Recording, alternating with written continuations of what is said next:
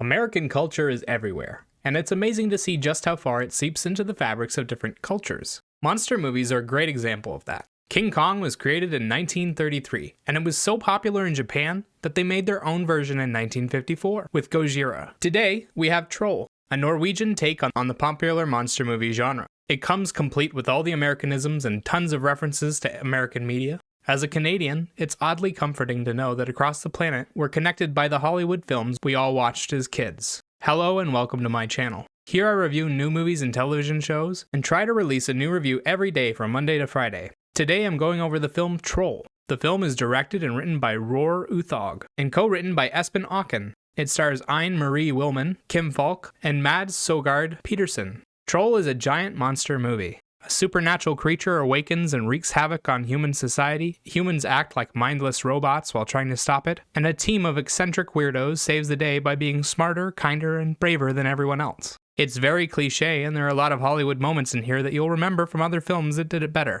The production quality is fairly high, with a few minor errors here and there, but the film has a polished feel overall. The cast does a standard job of their roles, with Ine Marie Wilman and Gard B. Eidsvold getting a couple of great scenes, and some awesome CGI moments as the troll destroys the Norwegian military. The story is cliche and trope-infested, and has an oddly poignant theme underneath that doesn't get the time or attention it deserves. The story has undertones that point out how awful humanity is to nature, and how we destroy the environment around us. It ultimately doesn't go anywhere or get explored in any real depth, and gives the movie a sort of bitter aftertaste that doesn't wash away quickly. The rest of the story is Monster Movie 101, and pulls in every trope it can from other movies. There are elements of King Kong and Godzilla, and the film even has a Braveheart moment.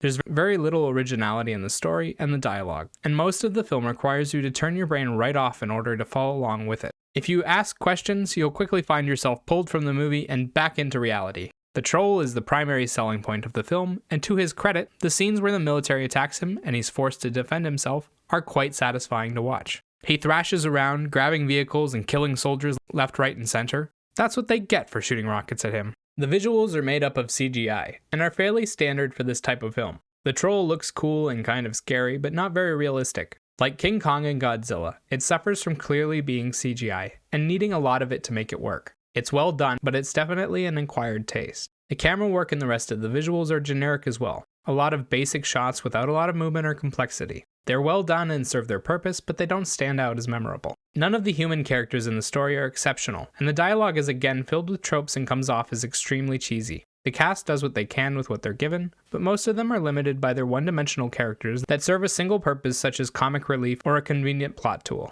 Ine Marie Wilman and Gard B. Eidsvold stand out from the rest and are given quite a bit more time and range than the rest of the cast. Wilman plays Nora Tiedemann, the capable no-nonsense paleontologist that serves as the film's protagonist. She's the only nuanced character in the film, even if she is a bit of a Mary Sue. Wilman plays her with a lot of passion and yet remains grounded. She nails the embarrassed child routine when her father is going off with his crazy theories, and she's the only sympathetic human character in the film. She gets the emotions right and has enough charisma to keep the audience heavily invested. Gard B. Eidsvold plays Tobias Tiedemann, the eccentric troll expert and father of Nora. His character is a little one-dimensional, but he plays the emotional scenes well, and nails the mad scientist parts. I wish he had gotten more screen time, but he makes exceptional use of the time he got. The soundtrack does a lot of heavy lifting in the film, but it has a few flaws that hold it back. It accentuates the emotions, and each song is well chosen to fit the scenery. The problem lies in how it's implemented. At times the music goes on too long, or is too loud. It's distracting and annoying when it's loud, and the overabundance of music makes the film feel overly dramatic.